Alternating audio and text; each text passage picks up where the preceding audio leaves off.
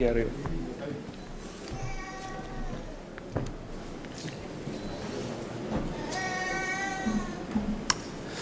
Muy buenos días, Dios les bendiga. Bienvenidos hermanos, familia y amigos que nos visitan hoy en este culto que celebramos 24 de diciembre, víspera de Nochebuena. Vamos a buscar el texto primero antes de orar y así entonces introducimos el sermón de esta mañana. Les voy a pedir que me acompañen hoy al libro de Juan, al Evangelio según San Juan, capítulo 15, versículo 21. Evangelio según San Juan, capítulo 15, versículo 21. Si a alguno le hace falta alguna Biblia, puede levantar su mano y a alguno de los hermanos le hará llegar uno, o bien puede acercarse a otro vecino que tenga y también puede leer conjuntamente. Sin embargo, les animamos de que si no tienen una Biblia, que la tengan. Los niños también menores de 9 años pueden salir y participar de su escuela dominical que va a estar impartida durante el culto. Y la cuna también va a estar disponible hasta los 2 años, si no me equivoco. Así que padres pueden dejar a sus niños y sus bebés en buenas manos, en las manos del Señor. Bueno, hermanos, como habíamos mencionado, no es sorpresa para ninguno de nosotros que estamos a la víspera de celebrar lo que es el día de la Navidad, el nacimiento de nuestro Señor Jesucristo. Y eso es precisamente lo que significa la palabra Navidad. La palabra Navidad o natividad significa nacimiento y es la celebración del nacimiento de nuestro Señor Jesucristo. Como bien había dicho nuestro hermano Mario, sabemos que no nació un 25 de diciembre, sabemos que este no es el día exacto de su nacimiento. Muy por debajo es el hecho de que haya nacido siquiera en esta época, pero sí conmemoramos este día y lo apartamos durante el año para recordar aquel nacimiento. La palabra de Dios nos enseña que Jesús es el Mesías, el Dios encarnado, Emmanuel, como significa Dios con nosotros, el Salvador y el Hijo de Dios. Pero también aparecen otros títulos o nombres con el cual se describe a nuestro Señor Jesucristo. De hecho, Él mismo se atribuye nombres como lo hace en Juan 14:6, cuando Él dice: yo soy el camino y la verdad y la vida. ¿Y qué significa esto? Si decimos que Cristo nació, si decimos que Dios verdaderamente se hizo hombre y nació entre nosotros, también es correcto decir que en ese momento que Cristo nació y que hoy celebramos, también se encarnó el camino. Es decir, también fue posible el camino hacia el Padre, gracias a la obra que Cristo haría en la cruz del Calvario. También es correcto decir que se encarnó la verdad, pues hasta este momento el verbo, como bien dice en Juan al principio, no se había hecho carne y no había habitado entre nosotros. Y sabemos también que en el momento que Jesús nació en nuestra tierra, también se encarnó la vida, pues gracias a su muerte nosotros podemos recibir vida y vida en abundancia. ¿Y por qué menciono esto? Porque en esta mañana y a propósito del motivo de Navidad, quisiera enfocarnos en ese segundo título que describe el Señor Jesucristo en Juan capítulo 14, versículo 6. Y es el hecho de que Él se llama la verdad. Él es la verdad. ¿Y cuáles son las implicaciones de que la verdad se haya encarnado? ¿Cuáles son las implicaciones de que la verdad nació en este mundo? ¿Y cómo esto afecta al hombre? Más relevante, cómo esto afecta a su iglesia, aquella que fue comprada con su sangre, pero también cómo esto afecta a toda la raza humana. Así que les voy a pedir nuevamente que me acompañen en esa lectura que vamos a estar viendo en el capítulo 15, versículo 21. Lo irónico del caso es que este texto no es un relato del nacimiento de nuestro Señor Jesucristo. Sin embargo, hace referencia a la venida de Cristo aquí en la tierra y su propósito y su ministerio durante su tiempo aquí en la tierra con nosotros. Así que leemos el versículo 21 del capítulo 15 y dice así: Mas todo esto os harán por causa de mi nombre, porque no conocen al que me ha enviado. Si yo no hubiera venido ni les hubiera hablado, no tendrían pecado, pero ahora no tienen excusa por su pecado. El que me aborrece a mí, también a mi Padre aborrece. Si yo no hubiese hecho entre ellos obras que ningún otro ha hecho, no tendrían pecado. Pero ahora han visto y han aborrecido a mí y a mi Padre. Pero esto es para que se cumpla la palabra que está escrita en su ley: sin causa me aborrecieron. Pero cuando venga el Consolador, a quien yo os enviaré del Padre, el Espíritu de verdad, el cual procede del Padre, Él dará testimonio acerca de mí. Y vosotros daréis testimonio también, porque habéis estado conmigo desde el principio. Vamos a orar y a pedir la bendición en este momento. Padre, te damos gracias por tu palabra que en esta mañana tú nos permites estudiar. Te damos gracias, Señor, por las personas que están hoy reunidas en tu casa con el deseo, Señor, de escucharte, con el deseo de honrarte hoy en esta víspera de Navidad.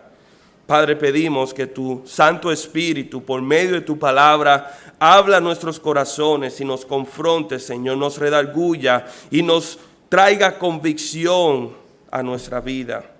Padre, utiliza tu palabra para transformarnos a la imagen de tu Hijo. Y si hay alguno en esta mañana, Señor, aquí presente, que todavía no ha experimentado esa salvación a la cual tú ofreces y por la cual tú viniste al mundo, nuestra oración, Señor, es que hoy ese regalo que puedan recibir sea el regalo de tu salvación. Gracias te damos, Señor, por este tiempo y pedimos tu bendición y tu liderazgo y que tú nos guíes. Te lo pedimos en el nombre de Jesús. Amén. Amén. En esta mañana vamos a ver 3 consecuencias de exponernos a la verdad. 3 consecuencias que nosotros vemos del hecho de que la verdad, es decir, Jesucristo se encarnó, nació, vino a nosotros y por consecuencia nosotros fuimos expuestos a la verdad. Pero antes de entrar en materia y de definir cuáles son esas 3 consecuencias que vemos en este texto, es importante hacer una recapitulación de los eventos que han precedido al pasaje que acabamos de leer. Este texto que se encuentra en Juan capítulo 15 toma lugar durante la última cena de nuestro Señor Jesucristo. Ustedes recordarán que antes de ser apresado y de haber sido entregado a las autoridades judías para ser crucificado, nuestro Señor Jesucristo celebró la Pascua con sus discípulos, es decir, celebró la cena de la fiesta de la Pascua en la intimidad de sus discípulos. Y en este momento nosotros vemos cómo Él comparte uno a uno el corazón de sus discípulos, o mejor dicho, su corazón con sus discípulos. Al principio del capítulo 15 nosotros vemos cómo Jesús habla acerca de la importancia de que sus discípulos permanezcan en Él de la misma forma que los pámpanos deben permanecer en la vid para ser fructíferos. Y también vemos en este capítulo que esta dependencia que en Cristo que nosotros vemos traerá como resultado un amor mutuo entre los discípulos, un amor similar al que Jesús tuvo por sus discípulos. Y esto también traería otra consecuencia, y es que esta dependencia en Cristo y este amor que ellos iban a representar como Cristo y esta consagración a Cristo que los discípulos habían de traer, provocaría un rechazo y un desprecio del mundo hacia los discípulos. Y en este desprecio que sus discípulos iban a recibir, no era por razones de quiénes eran ellos, en decir, porque eran Juan o Pedro o Jacobo, por así decirlo, sino que ese desprecio de parte del mundo iba a venir por causa de aquel a quien ellos representaban, en nombre de quien ellos venían, que era Cristo Jesús. El desprecio no era a la persona per se, sino a la verdad que estas personas predicaban y vivían. Y es aquí cuando nosotros llegamos a este texto y es interesante las verdades que nosotros vemos, los principios que el Señor nos enseña con relación a su venida y el hecho de que la verdad se hizo carne. Número uno, nosotros vemos que la verdad, cuando somos expuestos a ella, nos compromete. Y eso lo vemos claramente en el versículo 22. Dice así: si yo no hubiese venido ni les hubiera hablado, no tendrían pecado, pero ahora no tienen excusas por su pecado.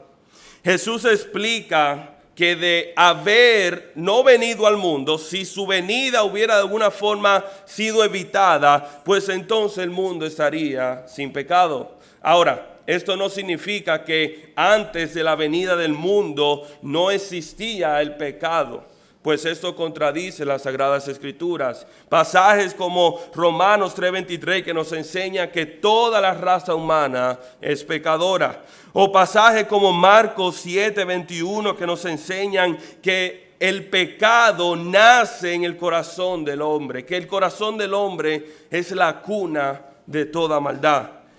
Y no vale la pena, o mejor dicho, no está de más mencionar Gálatas 5:17 que nos enseña también que el deseo natural del ser humano es con el pecado.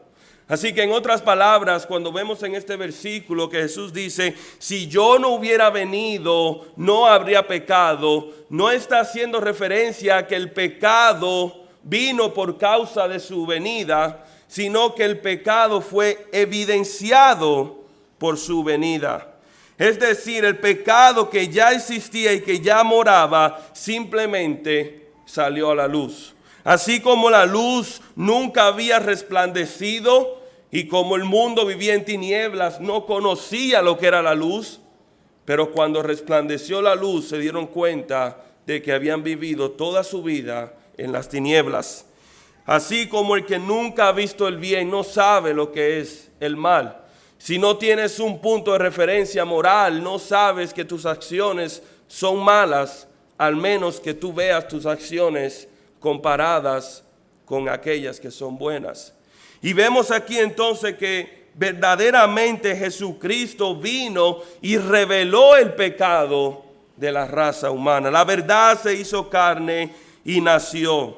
Si no hubiera nacido Cristo, el mundo seguiría en su ignorancia. La ley de Dios no sería más que una utopía del ser humano, porque nos explicaría una serie de estándares y requisitos que nadie hubiera podido cumplir. Si Cristo no hubiera nacido, simple y llanamente el pecado permanecería encubierto, como aquel cáncer que no ha sido diagnosticado, pero que no deja de hacer daño a escondidas. Pero Cristo vino al mundo. Dios se hizo carne, el Mesías, el Salvador, nació y también nació y se encarnó la verdad. Y cuando llegó la verdad, resplandeció y evidenció la mentira. El nacimiento de Jesús marcó el nacimiento de la verdad. Hasta este momento la verdad había sido racionada. Estaba ahí, la palabra de Dios es verdad, y hasta este momento tenían el Antiguo Testamento, pero no lo entendían, o no lo entendían en su totalidad y completa interpretación. La verdad había resplandecido por destellos, pero no había amanecido en los corazones de los hombres. Sin embargo, vemos aquí que Jesús se hizo carne y los hombres, como dice Juan en el capítulo 1, contemplaron la gloria de Dios. Cosas que ojos no habían visto, ni oídos habían escuchado, fueron las que presenciaron y fueron las que vieron y escucharon con esta llegada.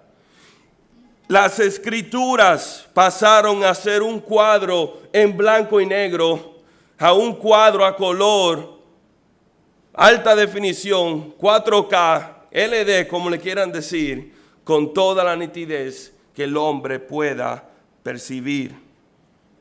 Y por medio de sus enseñanzas y milagros y ejemplo de vida, Jesucristo presentó la verdad de Dios.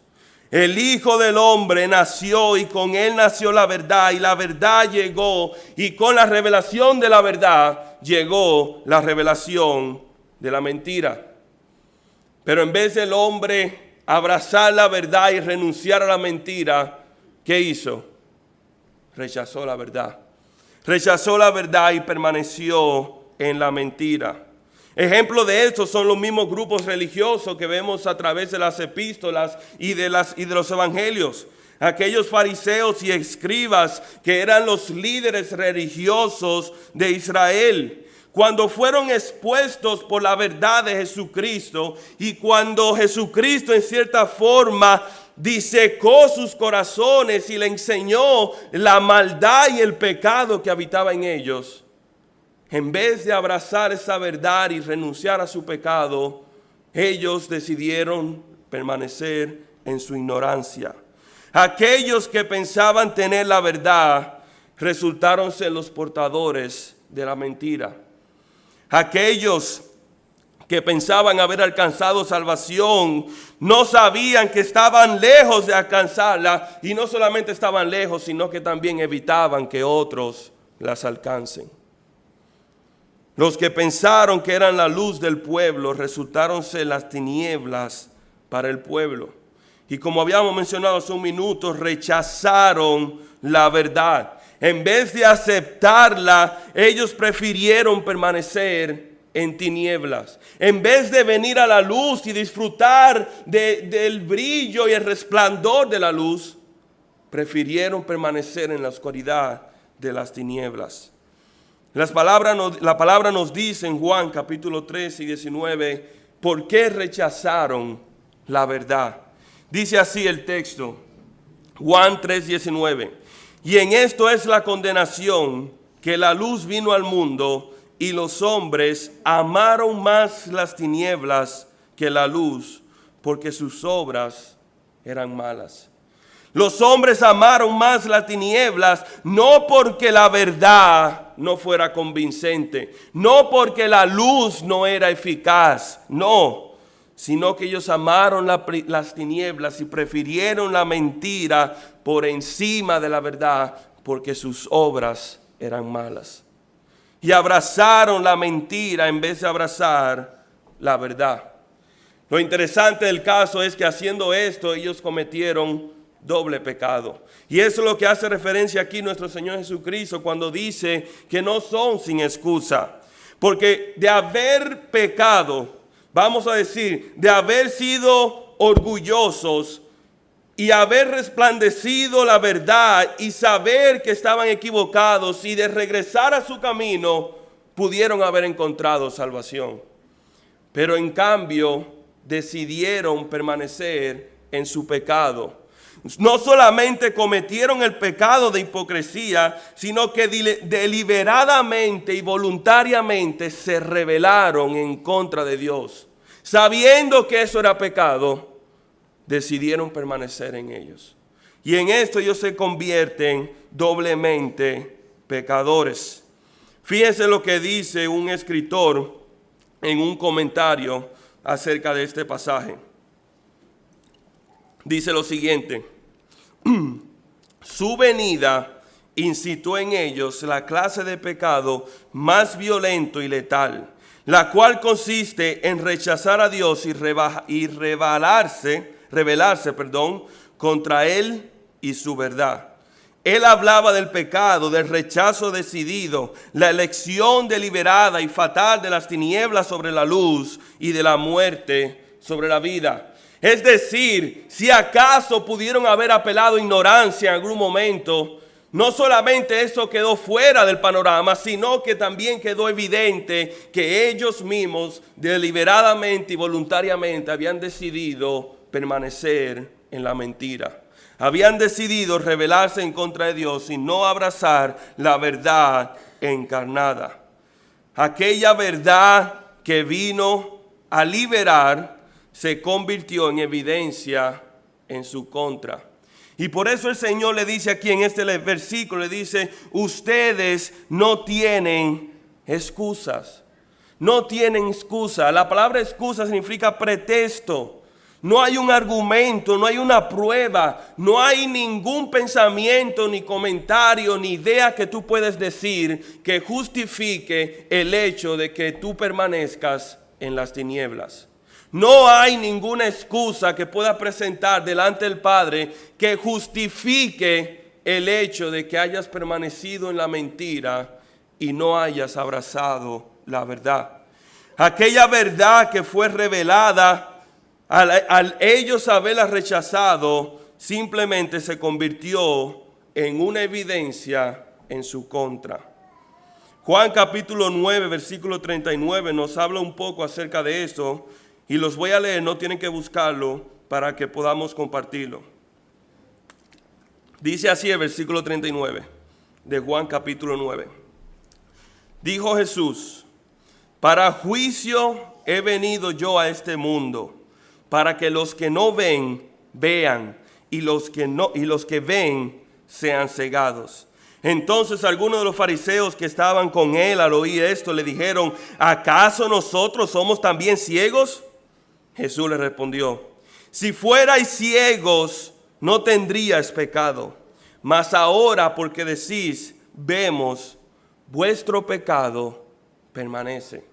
Mismo principio vemos aquí. Jesús no vino con la intención de condenar al mundo. Jesús vino con la intención de buscar y salvar aquello que se había perdido. De mostrar el camino hacia el Padre, de mostrar la vida y de mostrar la verdad del Evangelio de Jesucristo, para que todo aquel que en Él crea pueda verdaderamente encontrar salvación.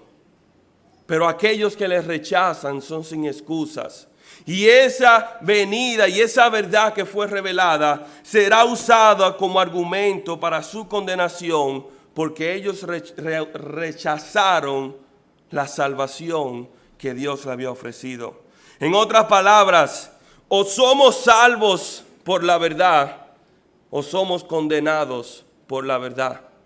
Todo depende de cómo nosotros nos acerquemos a la verdad. Conocer a la verdad implica comprometerse con ella. Y aquí nuestro Señor Jesucristo declara que tanto el pueblo de Israel como nosotros somos sin excusa. Somos sin excusa porque hemos escuchado la verdad. Y hemos escuchado la verdad de Cristo y hemos conocido cuál es la mentira. Y si decidimos permanecer en mentira, somos sin excusa. Hermanos y amigos, he aquí la ironía de la Navidad. He aquí la ironía de nuestras tradiciones. Un día como hoy en el cual nos reunimos entre familias a celebrar las tradiciones del nacimiento de Jesucristo. Cantamos villancicos. Todos los artistas, cuando ganan un poco de fama, lo primero que hacen es sacar un álbum navideño. Parece que eso es una de las metas de todo artista. Y vemos cómo personas en el mundo secular cantan canciones y himnos cuyas verdades están arraigadas en el Evangelio, en la palabra de Dios. Y nos reunimos a la mesa y tenemos un pesebre con el nacimiento y celebramos el nacimiento de nuestro Señor Jesucristo. Pero no celebramos la vida de Jesucristo. Pero no celebramos el hecho de que ese niño nació con el propósito de morir y que su vida compró la salvación que cada uno de nosotros necesitamos. Y en esto nos volvemos igual que el pueblo judío, en el cual nosotros celebramos la verdad, pero no la creemos. Celebramos al Mesías, pero no confiamos. Celebramos su nacimiento, pero rechazamos el propósito por el cual nació. Celebramos sus regalos, pero rechazamos el regalo de la salvación. Celebramos la vida de Jesús, pero nos rehusamos a ser copartícipes de la vida y muerte y resurrección de Jesús. Hermanos, tampoco nosotros somos sin excusa, o también nosotros somos sin excusa. Y como bien habíamos dicho en el versículo 41 del capítulo 9, el Señor le dijo, Jesús le respondieron, si fuerais ciegos no tendrías pecado, mas ahora porque decís vemos, vuestro pecado permanece. Y si fuéramos a tomar ese versículo y lo contextualizamos a nuestra época, a nuestra cultura y nuestro entorno, muy bien pudiera decir, Jesús le respondió, si no celebráis la Navidad, no tendrías pecado. Mas ahora, porque decís, celebrémosla, vuestro pecado permanece. ¿Y qué de la iglesia? La palabra dice que es necesario que el juicio comience por la casa de Dios. Y también a la iglesia esto tiene un gran significado, donde semana tras semana nosotros venimos y nos sentamos bajo la enseñanza de la palabra de Dios, bajo la verdad del evangelio, la cual es predicada de este púlpito, y la ignoramos. Escuchamos la palabra de Dios y somos confrontados por ella, pero decidimos permanecer en nuestro pecado. ¿Cuántas veces hemos predicado algo con nuestros labios y hacemos completamente lo opuesto que aquello que hemos predicado? La realidad es que tampoco nosotros somos diferentes.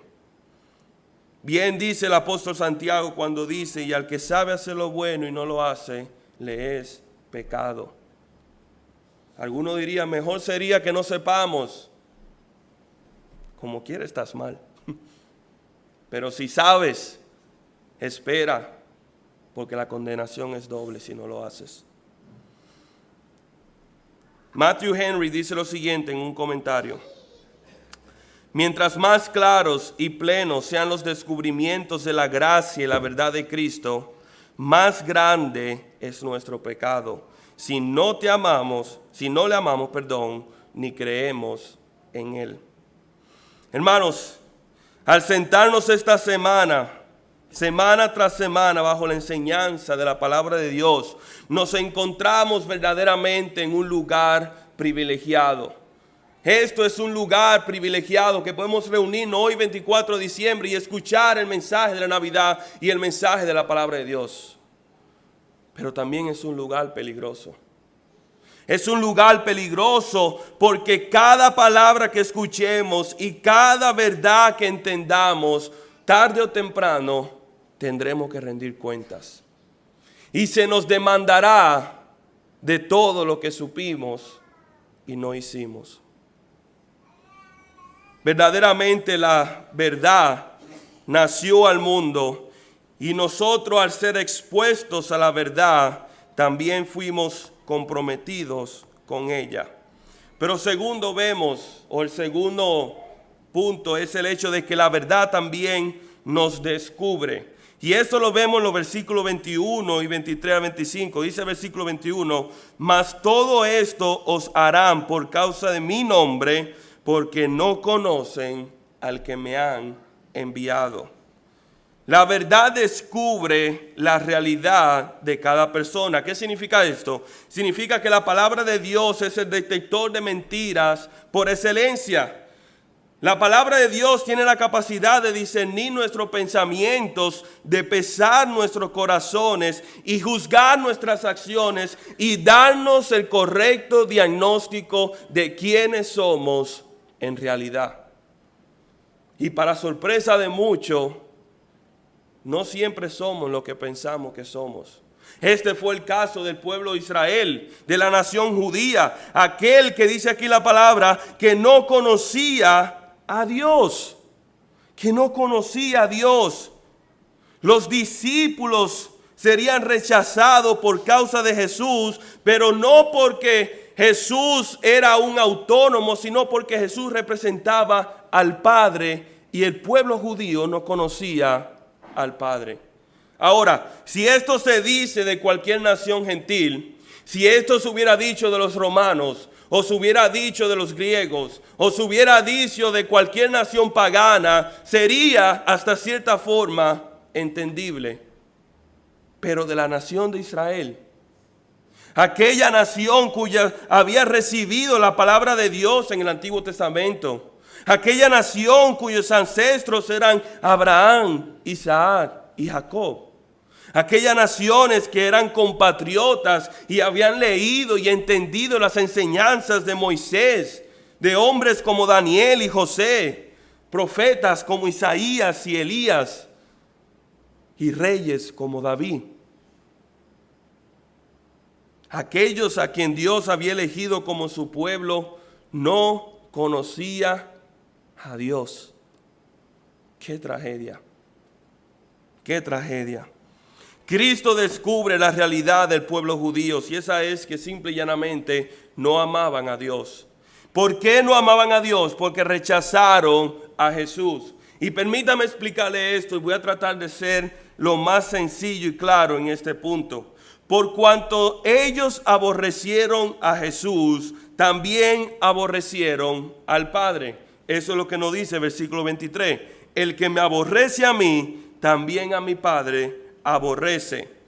Porque Jesús procede del Padre, y porque Jesús fue enviado por el Padre, y porque Jesús y el Padre uno son, rechazar a Jesús implicaría rechazar al Padre. Sin embargo, si el pueblo judío hubiera amado al Padre, si el pueblo judío hubiera conocido al Padre, hubiera sabido que Jesús vino del Padre. Y por consecuencia hubiera amado a Jesús y hubiera reconocido que Jesús era la verdad. Pero no. ¿Por qué? Porque ellos estaban en su ignorancia. Aquellos que profesaban amar al Padre no estaban más lejos que las naciones impías y gentiles que les rodeaban. Dice la palabra, el Señor Jesucristo recalcó y afirmó en repetidas ocasiones: creedme que yo soy en el Padre y el Padre en mí. De otras maneras, creedme por las mismas obras. Y en Juan 10, 25, 26 dice: Jesús le respondió: yo lo he dicho y no creáis. Las obras que yo hago en nombre de mi Padre, ellas dan testimonio de mí. Si no me creen a mí, creen las obras que yo hago, pues ellas hablan del poder del Padre que está en mí. Y dice: pero vosotros no creéis porque no soy de mis ovejas, como os he dicho. El pueblo judío rechazó la verdad que Jesucristo había traído al mundo. Él era la verdad de Dios. Los fariseos y escribas se caracterizaban por su amor a la palabra de Dios. Ellos memorizaban las escrituras y las enseñaban y las estudiaban con mucho cuidado y con mucha meticulosidad. Sin embargo, no conocían la palabra de Dios. Y su celo no era con la palabra de Dios, sino que su celo era con las tradiciones. Y cuando las tradiciones confrontaron la palabra de Dios, prefirieron quedarse con las tradiciones y rechazar la verdad de Dios. Quien ama la verdad siempre procura someterse a ella, por difícil que sea de aceptar. Si nosotros escuchamos la verdad y si verdaderamente somos de su rebaño, como dice Jesús, si hemos nacido de nuevo y somos parte de su iglesia, vamos a amar la verdad. Y la verdad nos va a descubrir, pero nosotros estaremos felices de que la palabra nos enseñe nuestros verdaderos colores. Cuando veamos mandatos en la palabra, como dice: no os unáis en yugo desiguales, en vez de luchar y buscar la forma de justificar, decirle: no, Señor, pero que es muy difícil yo encontrar una pareja. Señor, pero que es muy difícil que una persona me acepte como soy. Señor, pero que esa persona es todo lo que yo quiero y lo que yo he buscado. No importa, porque la palabra de Dios dice: no os unáis en yugo desigual. Y cuando la palabra de Dios dice que es importante obedecer a Dios antes que los hombres, y somos confrontados con decisiones de tener que obedecer y hacer lo incorrecto delante del Señor, que implicaría preservar mi trabajo. Señor, tú sabes que si yo no hago esto, puedo perder mi trabajo. Mi familia vive de este sustento. No puedo desobedecer este mandato o esta orden de mi jefe. Obedecer a Dios antes que los hombres es lo que la palabra nos enseña. La palabra de Dios también nos revela quiénes somos en realidad. hoy en día. Si somos o no de Cristo, si caminamos o no en obediencia y santidad, si hay pecado en nuestra vida o no. Y el examen del cristiano verdadero, uno de los exámenes más difíciles que debe tomar el cristiano es este. ¿Estaría dispuesto a someterse a la autoridad de las Escrituras? ¿Estaría dispuesto a someterse a todo lo que la palabra de Dios predica y enseña en todo tiempo, en todo lugar y en todo momento? El creyente verdadero se somete a la autoridad de las Escrituras, mas el incrédulo huye de tal autoridad porque no quiere someterse. Y la pregunta que debemos hacernos, hermanos, ¿qué vemos nosotros cuando somos expuestos a la verdad? Cuando venimos cara a cara con la palabra de Dios, ¿qué nos dice la verdad de Cristo acerca de nosotros? Esta verdad de las Escrituras constantemente está evidenciando las áreas de mi vida que no son conforme a la verdad. O ni siquiera me atrevo a mirarla por miedo de lo que me mostraría. Es la palabra de Dios, la verdad de Cristo, la máxima autoridad de mi vida. Martín Lutero, cuando fue interrogado por sus declaraciones en la cita, en la dieta de Worms, esta fue la defensa que él utilizó. Al menos que se me convenzca mediante testimonio de las Escrituras y claros argumentos de la razón, porque no le creo ni al Papa ni a los concilios, ya que han demostrado que a menudo han errado y se contradicen entre ellos. Estoy convencido por los textos de la Sagrada Escritura que he citado, y mi conciencia está ligada a la palabra de Dios. Hermanos, si venimos delante de la palabra de Dios, y la palabra de Dios nos dice que no estamos viviendo como deberíamos vivir, que no estamos glorificando al Señor, que no estamos honrando, o que nosotros estamos equivocados, ¿nos someteríamos a la palabra de Dios? ¿O haríamos como el pueblo de Israel, que rechazó la palabra y prefirió permanecer en su mentira? Tercero y último, la palabra de Dios no solamente nos compromete, no solamente nos expone quiénes somos en realidad, pero también nos incita a actuar. Y fíjense al final del pasaje que leímos, versículo 26 al 27. Pero cuando venga el Consolador, a quien yo os enviare del Padre, al Espíritu de verdad, el cual procede del Padre, Él dará testimonio acerca de mí. Y vosotros daréis testimonio también, porque habéis estado conmigo desde el principio. Esta oposición que estaban recibiendo los discípulos es una tentación y fácil decir, bueno, si el mundo me va a aborrecer, si el mundo me va a perseguir, pues simplemente me aparto del mundo, no tengo nada que ver con el mundo, no me ligo, ni me contamino, ni soy perseguido y vivimos felices para siempre. Esa sería una opción, pero no es la opción de Dios. No es la misión de nosotros aquí en la tierra tomar la actitud de los monjes y separarnos y segregarnos del mundo.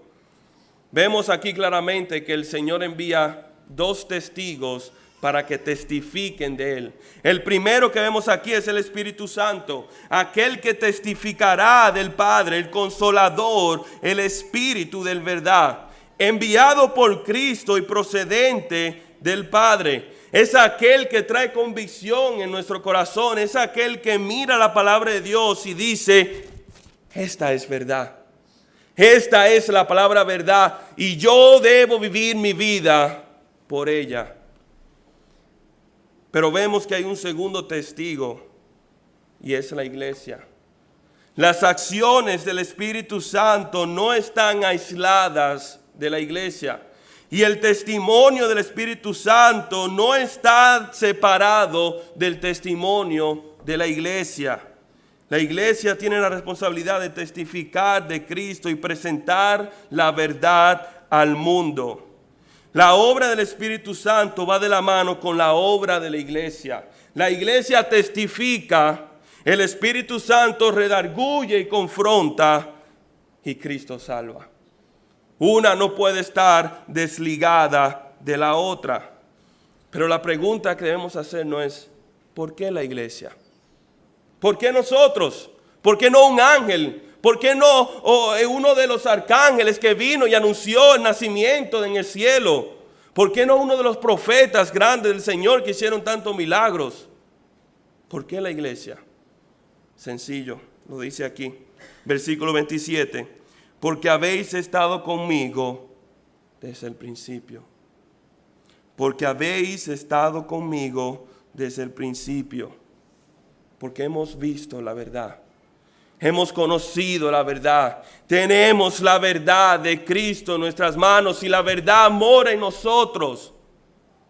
Y la verdad nos obliga a testificar. Pedro y Pablo, cuando estuvieron frente al concilio del Sanedrín y de los líderes judíos en Hechos capítulo 4, el Sanedrín le demandó a Pedro y a Juan que no predicasen en nombre de Cristo, que no hablasen de Cristo por el bien de ellos. A lo que Pedro responde lo siguiente, y Juan dice, versículos 19 y 20 del capítulo 4, juzgad si es justo delante de Dios obedecer a vosotros antes que a Dios, porque no podemos dejar de decir lo que hemos visto y oído. No podemos, aun si quisiéramos, no podemos contener la necesidad de proclamar y decirle al mundo que existe la verdad y que la verdad vino al mundo y que la verdad es Cristo. Aun si quisiera, no podemos. El apóstol Juan dice en primera de Juan, lo que hemos visto y oído, eso os anunciamos, para que también vosotros tengáis comunión con nosotros por medio de Cristo Jesús. Lo que hemos visto y oído, eso predicamos. Hermanos, la palabra de Dios nos compromete. La verdad de Cristo nos compromete a vivir por ella, pero también nos compromete a testificar de ella. A los que no la conocen en nuestro trabajo, en nuestro centro de estudio, en nuestras familias, la verdad de Cristo debe brillar en medio de nosotros como una vela brilla en medio de la oscuridad. Esta noche, Nochebuena, donde todos nos reunimos con familia, donde es inevitable interactuar con personas que no conocen de Cristo, ¿acaso nosotros resplandeceremos esa verdad de Cristo ante todos los que estén presentes? Testificaremos de Cristo de una forma u otra, ya sea con nuestros labios o con nuestro testimonio. Donde se celebre el nacimiento de nuestro Señor, debemos testificar de cómo celebrar la vida de Cristo. No desaprovechemos la oportunidad que tenemos de testificar. Romanos capítulo 10, versículos 14 y 15, y con esto terminamos. Dice, ¿cómo pues invocarán a aquel en el cual no han creído? ¿Y cómo creerán en aquel que no han oído? ¿Y cómo irán sin haber quien les predique? ¿Y cómo predicarán si no fueren enviados? Como está escrito, cuán hermosos son los pies de los que anuncian la paz, de los que anuncian las buenas nuevas. Hermanos, tienen que saber qué significa noche de paz.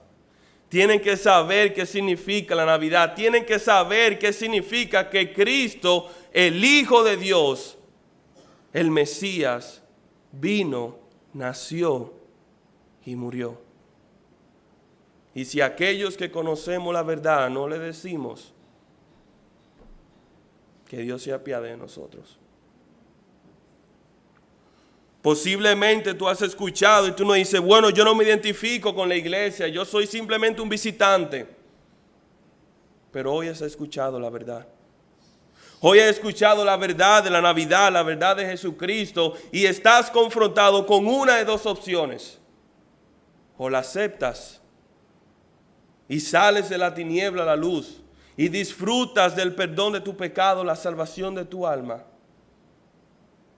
O eliges permanecer en las tinieblas, eliges permanecer en la mentira, trayendo sobre ti, como dice la palabra, condenación y sin excusa. ¿Cuál será la decisión de esta mañana? Oremos.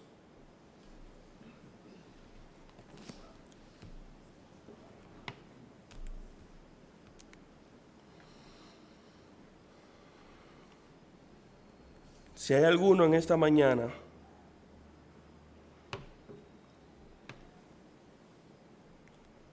al cual el Espíritu Santo ha hecho precisamente esto, ha traído convicción de pecado, ha inquietado su corazón, les ha abierto los ojos a la verdad del Evangelio, de tu condición de pecador y de tu necesidad de Jesucristo.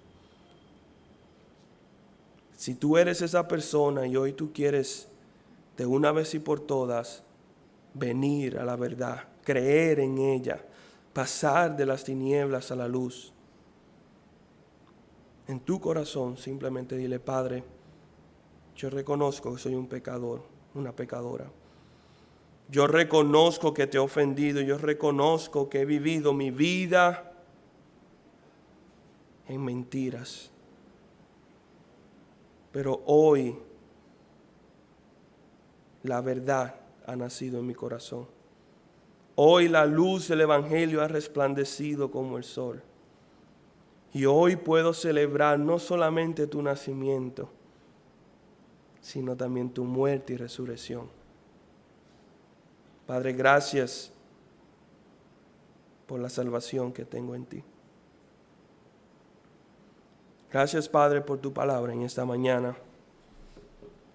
Permítenos, Señor, poder verdaderamente testificar de tu verdad en todo momento.